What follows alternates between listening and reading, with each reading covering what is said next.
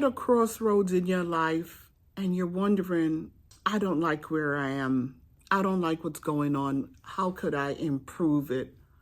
What do I need to do? The name of this series is Master Thyself, the power of self-improvement. During this time we're engulfed in right now, elicit certain things of wonder, where we're going, where we're heading, and how it's going to affect us.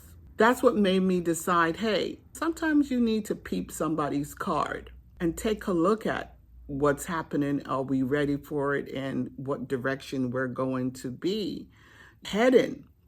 There's different things that pivots change, and one is a loss of a loved one, a sudden death, a parent, a spouse, partner, a child, even a pet, and throw that wrench in the works. Everything's going fine, and then here we go. Healthcare scare in terms of if you come down with an illness, diabetes, cancer, some form of liver disease or incurable disease, or hey, you're increasing weight and that's going to affect your body and your cholesterol is up, and I got to do something. I got to change my diet. I got to go out and exercise more. So those are in line with health. If there's a certain ailment that's happening, what do I have to do to correct it? What do I have to do to promote my lifestyle change to help me through this in order to promote wellness once again?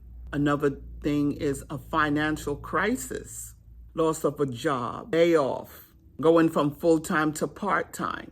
We don't know what's happening with our 401k plan right now. How we're going to provide for tomorrow. Your loss in the stock market, sometimes it's sudden. Loss of a home, being uprooted from natural disasters. There's other pivotal changes in relationship. A divorce, separating from your members. You don't have their support, or they need your support. That produces an added situation that you have to deal with, and how you're going to make provisions in order to handle this and to keep everyone together, to have some form of normalcy in their family dynamics. Another type of change is milestone change. You go from teenager to from adulthood into being a citizen.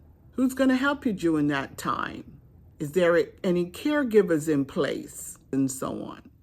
Is someone going to look at you? Somebody going to be there for you? Your friends are dying as you age. You got to start making new friends, younger friends that will help you along the way.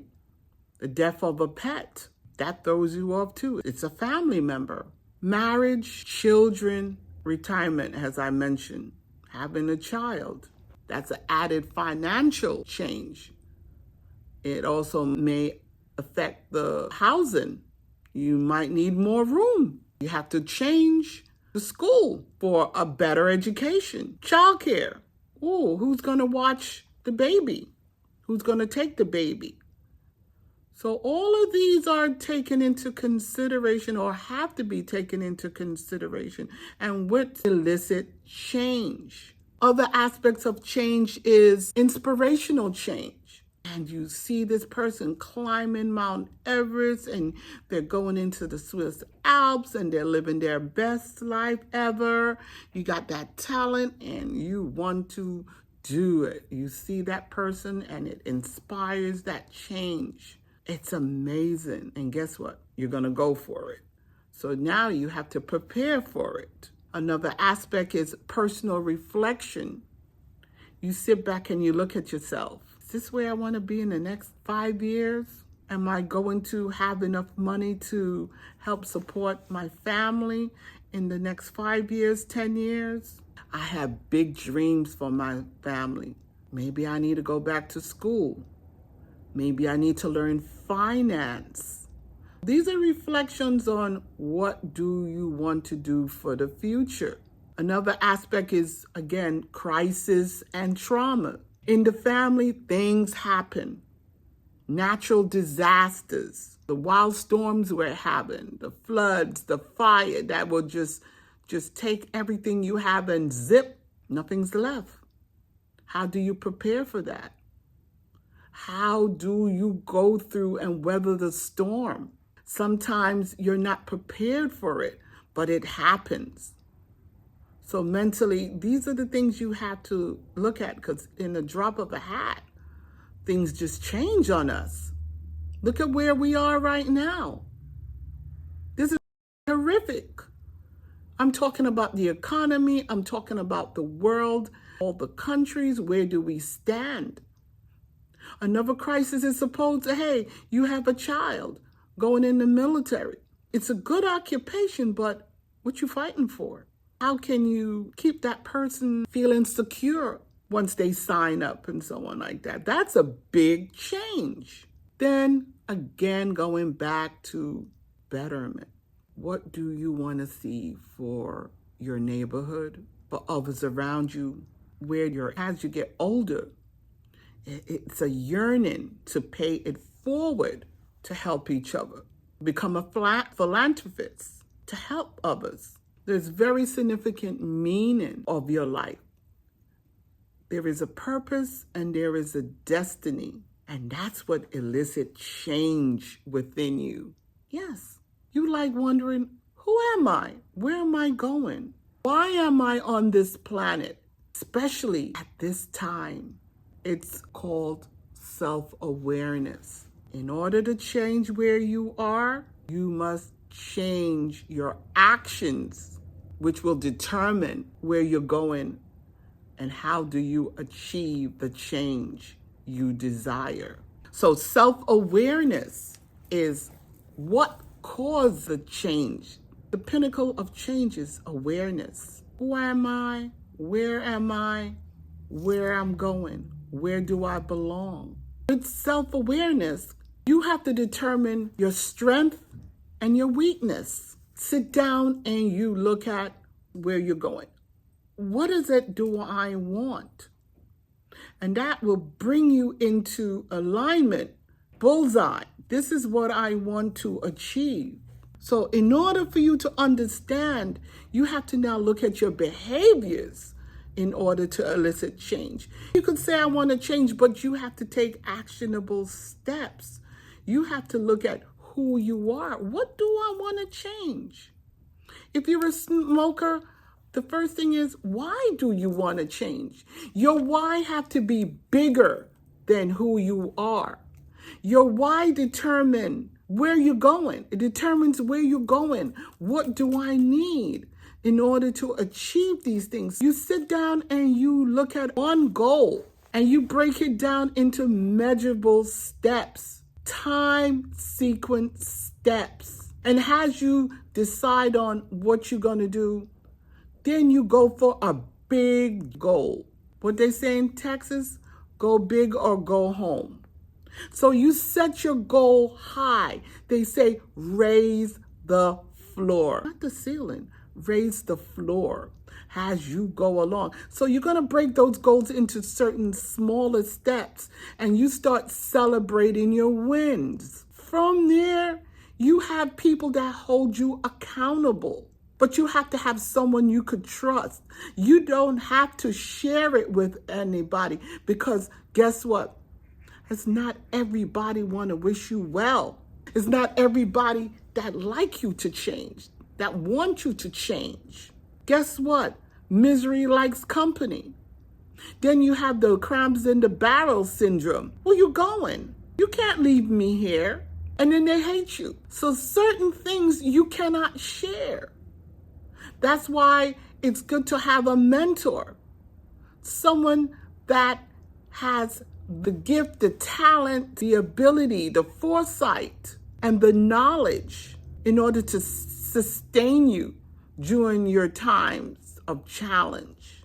They're the ones who will tell you yay or nay, what you can do and how to do it, because they have the experience, they have the know-how, they have the diplomacy. They have a world view. They've been there, done it, did it. That's why it's very important to share only with someone that is above your level. Because if you go to someone that is either on your level or beneath your level, they cannot fathom what you're saying. That's why as you go up in your goals, you have to break away from those individuals, regardless of what you're aiming at, because they cannot identify. And then a green-eyed monster out there called jealousy. And jealousy happens not only in a relationship way, it's also the fact that they lack the ability, the skills, the drive that you have to say, hey, I want to step out and do this. You have to now guard your tongue, guard your goals. It's not everything you're going to share. And the thing is, once you decided in your heart, this is what I want to do. If you're married, you have to take your time and have a plan of action. So it would now convince your partner to say, I'm on board with what you're doing. That's where the love comes in. But the thing is, sometimes you have to have it really concrete, goal and plan, objective. Then you bring forth to your partners because they might not want to buy into it.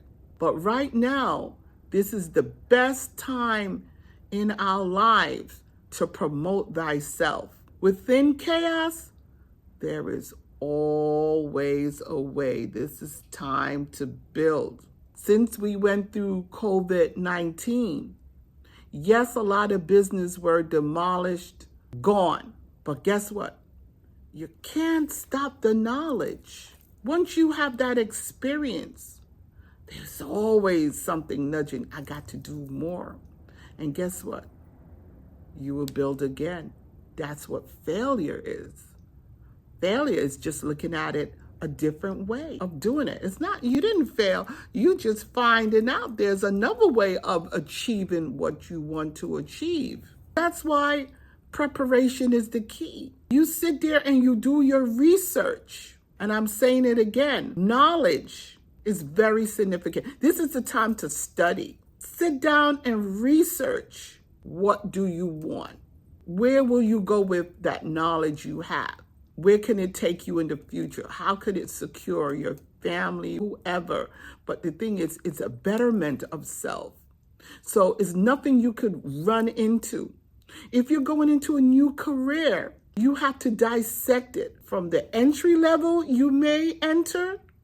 You look at the corporation, you look at the climate of the corporation. What are their values? What is the culture of the company? It's not everything you walk into that is there to help you. Remember, sometimes we're just worker bees on entry levels, and they keep you distracted. And you don't chase the dollar all the time unless you're going to do it at a different level. Sometimes change comes when you see people are getting promoted and you're not. That's the time you say, hey, it's time to go to the next level, the next hurdle. Sometimes we get so complacent. And the thing is, the economy is not complacent. Where you were 5 years ago with that when you started and your salary hasn't grown 3%, 6%. Look at the economy. The money has devalued. The American dollar has devalued. So guess what? You have to upper your value. Look at education now. No one's really taking anyone with associates. They barely want to look at you with a bachelor's. If you have a degree, you have to go back to school. And if you do not show any progress, whatever you have, you become a hack. Because you're just maintaining, you still not growing.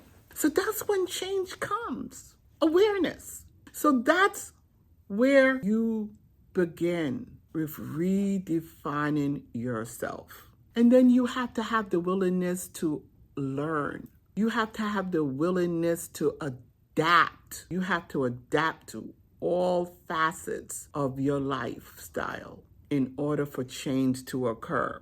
You have to be willing to embrace change because not everything is going to go your way and the way you want it to go. You have to, again, have a mentor, and a mentor provides feedback And that's what you need in order to forge ahead. Again, surround yourself with positive people. Surround yourself with change. Go out and you dine in an area.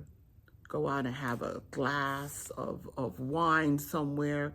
You do something different. Go out to a restaurant. If you're looking for financial abundance, you're going to have to change. You have to change who you run with. You change where you shop, where you eat. And you sit down, a glass of wine, a cup of tea, and you observe. Self-reflection, meditation, and ask yourself, who am I? What do you need to get rid of in order to become that person you want to be? So, to recap, change begins in the mind. It's a thought. It's like a spark. Whatever you give your feelings and your emotion to, that's where the momentum will start, and it's the engine. But inertia builds in. Step up an idea. But once you start, things are going to start going into motion. It's going to pick up and it's going to roll. And then the thing is, the universe is going to give you and send you things, long as you're dedicated, and you have to work at it every day. If you like what you hear, I need you to subscribe and give me a comment. This is just the beginning of what change is about, and then we're going to go into different types of change and what takes change. Thank you.